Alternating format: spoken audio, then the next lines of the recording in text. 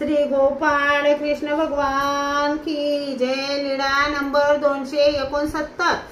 परस नायकाचे ब्रह्म सर्वज्ञ महालक्ष्मीच्या देवळात गेले। तेथील सभा मंडपात उभे राहिले आणि सभा मंडपातील छताकडे पाहून सर्वज्ञांनी म्हटले, बघितली का परस नायकाची साध्य फळे?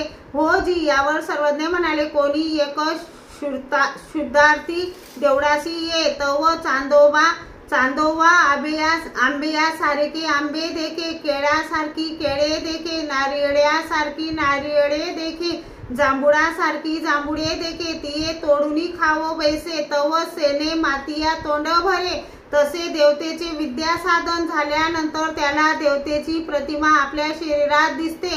त्यामुळे माझा परमेश्वर माझ्या शरीरात असून मी त्याची भक्ती करून मोक्ष मिळवून घेईल असा त्याला भास होतो। परंतु त्याला आयुष्याच्या 10 पटीने आयुष्य लाभते व त्याच्या 10 पटीने फळ होऊन तेथून पतन होते। अशी ब्रह्मादिकाची साध्य फळे मोजकी व पतनशील आहेत।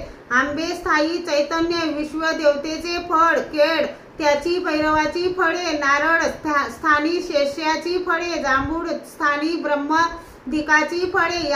यानंतर सर्वज्ञांनी भट्टोबासांना रुबनेयाचा दृष्टांत निरूपण केला। कोणी एकू दुधाचे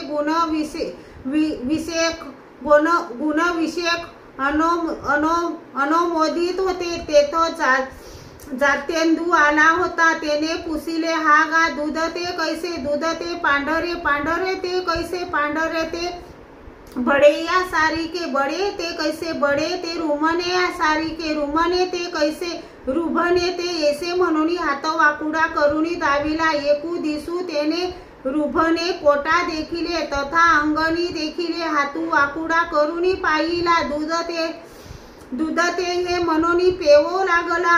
हिरडिया पुटती रंगत निघे, अरे हे काही करीतासी ना दूध पिता ये? अरे सांडी हे रुभने हिरडिया फुटती ना माझोनी बापे सांदितले, दुःख होय परी न संडी। तसे कुणी एक ईश्वराचे गुणानुमोदन विशेष प्रकारने करीत होते। तेथे एक कर्मठ भक्ती करणारा बसलेला होता। त्याने विचारले, ओ परमेश्वर तो कसा?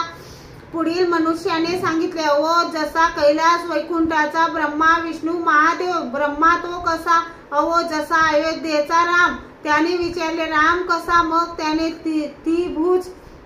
द्विभुज चतुर्भुज अशी प्रतिमा दाखवली। मग तो तेथे राहून झाड लोट सडा समार्जन करू लागला, पानं फुलं तोडून वाहू लागला। तेने करून हिंसाही होत असते व भक्तीमुळे फळाचा लेपही लागत असतो। अशी हेतू गर्भित हिंसा होते। त्यामुळे जन्म मृत्यूचे बंधन चुकत नाही, हेच दुःख होय।